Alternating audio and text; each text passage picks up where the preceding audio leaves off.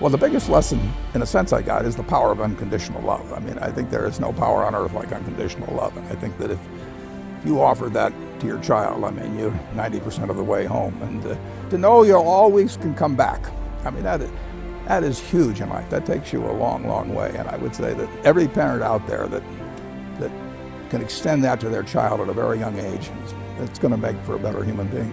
I was very, very lucky to find it, when I was 7 or 8 years old, and fortunately my children have found their passion. One son loves farming like nothing else, one son loves music like everything else, and all three of them love philanthropy and what they get to do.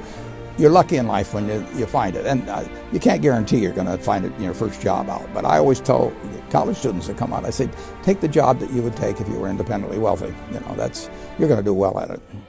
If you think you're going to be a lot happier if you've got 2X instead of X, you're probably making a mistake. I mean, you ought to find something you like that works with that, and you'll get in trouble if you think that making 10X or 20X is the answer to everything in life, because then you will do things like borrow money when you shouldn't, or maybe cut corners on things that your employer wants you to cut corners on. Three things in hiring people: look for integrity, intelligence, and energy. And he said if the person didn't have the first two, that the latter two would kill them. Because if they don't have integrity, you want them dumb and lazy. You don't want them smart and energetic. It never bothered me if people disagreed with what I thought, as long as I felt I knew the facts. I mean, there's a whole bunch of things I don't know a thing about. I just stay away from those. So I stay within what I call my circle of competence. Tom Watson said it best. He said, I'm no genius, but I'm smart in spots, and I stay around those spots. Well, I try and stay around those spots, and I just don't have a problem if somebody says, you're wrong on something. I go back and look at the facts, and I think that really is much more important, frankly, than having a few points of IQ or having an extra course or two in school or anything of the sort. You need emotional stability. I just read and read and read. I probably read 5 to 6 hours a day. I don't read as fast now as when I was younger, but I read 5 daily newspapers. I read a fair number of magazines. I read 10Ks. I read annual reports, and I read a lot of other things too. So I've always enjoyed reading. You'd be surprised at my days. I mean, they're very unstructured, no meetings, none. I mean, I don't like meetings, and I read a lot. I wish I were a faster reader. I'd get more done. But I do read a lot, and I'm on the phone a moderate amount. Our businesses run themselves basically out there. My job is allocating capital, and that's what I'm thinking about.